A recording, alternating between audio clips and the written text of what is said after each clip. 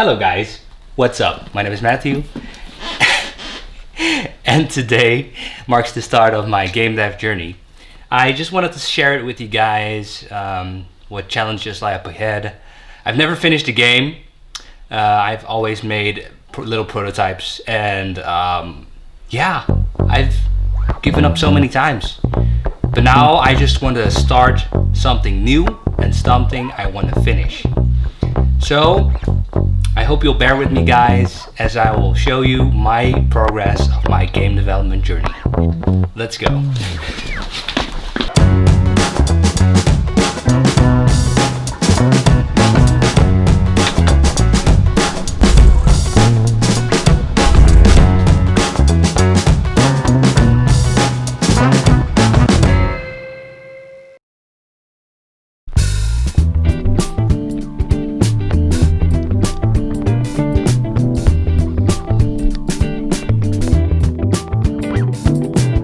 Alright, starting off is of course making clear to you guys what I want to make. So I want to make a cooking game. I've not yet decided on a title yet, but we'll come to that later. Where I want to end up with this game is actually that it's going to be a restaurant simulation game with some social aspects like you see in the Persona game series or Harvest Moon, something like that. But for now, let's focus on something simple, and that's cooking soup, which I'm gonna focus on right now. So as you can see here, I am drawing some herbs because I think those are the most essential thing to any kind of dish, and from there we'll see where we end up. It's 11:30 in the morning right now and I'm done with the herbs. I'm going to export them and put them into Construct 3. Right now it's about 28 to 30 degrees Celsius, which is around 86 degrees. Quite a difference there. And it's becoming quite toasty, you know, especially without an airco. I have to go outside to cool down a bit, which I'm gonna do now, and then we're gonna continue.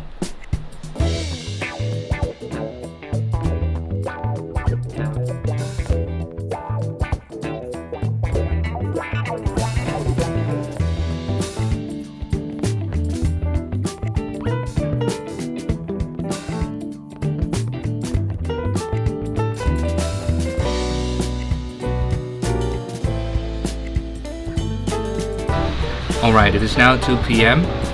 I finished an animation of a carrot being cut on the cutting board, which I'm gonna go export and put into Construct 3. So what I'll be making next is the cutting mechanism and the cooking mechanism. And we're gonna start with soup. And today we're gonna make some pea soup. Is that right? Pea soup? Pea soup with some wurst. No. Soup made from peas. Ik weet niet. Ja, peas, het klinkt It is a pea soup. It is pea soup. Ja, maar het klinkt ook als vissen. But pea soup is not pea, it is peas. Okay? Just to get that out of your thoughts. I'm not gonna restart because I'm just me. Nou, dit er in de conversatie.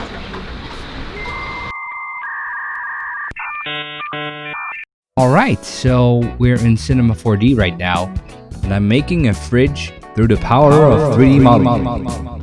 I'd like the player to be immersed in the game, and I want to achieve that by actually giving the idea to the player that they're opening something, but that they should close it down as well. For instance, in most RPGs or in most games like Minecraft, where you just open up a chest and just a dialogue pops up with inventory spaces. That's just a classic example of something that's, well, not really immersive. It's handy, it's well done, but it's just, you don't get the feeling you're opening a chest per se, but you're actually opening up an inventory space. In this case, as a player, you'll be able to walk up to the fridge, open it up, and walk away without closing it. Now, if an NPC were to see that, he or she would be able to scold you or say something about it. Depends on the character. Actually, little things like these are quite essential to make the world feel alive around you. But that's just my opinion. Alright, moving on to counters. So, I have modeled a counter as well. And as you can see here, I have placed 4 counters. That's because I am going to make a 2D game. I'm just going to render them out as flat images so that those flat images can be placed into the game world. More on that later, but first, time for some water.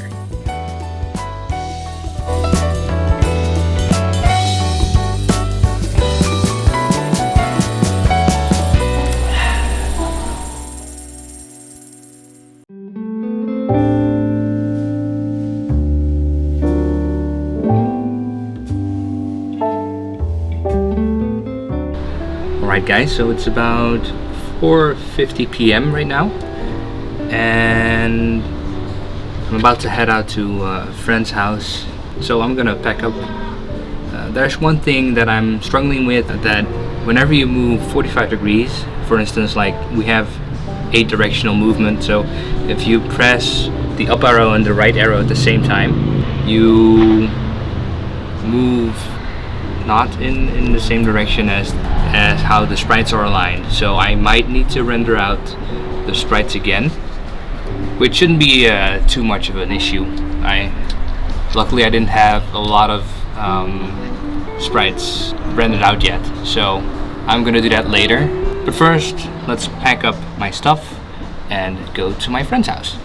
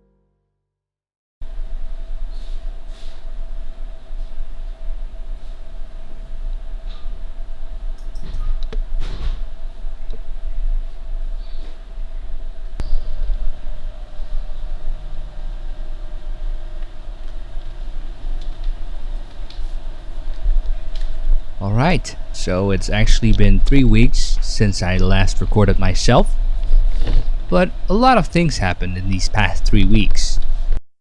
For instance, I got this new external SSD.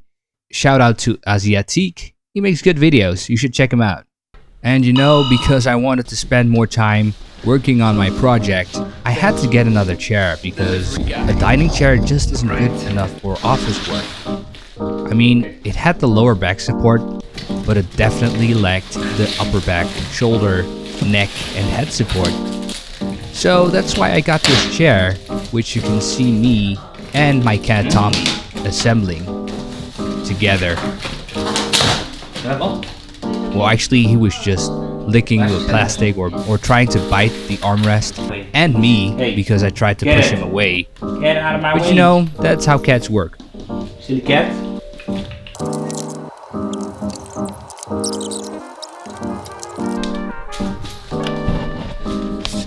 Oh, and yeah, and I've definitely worked on the game as well.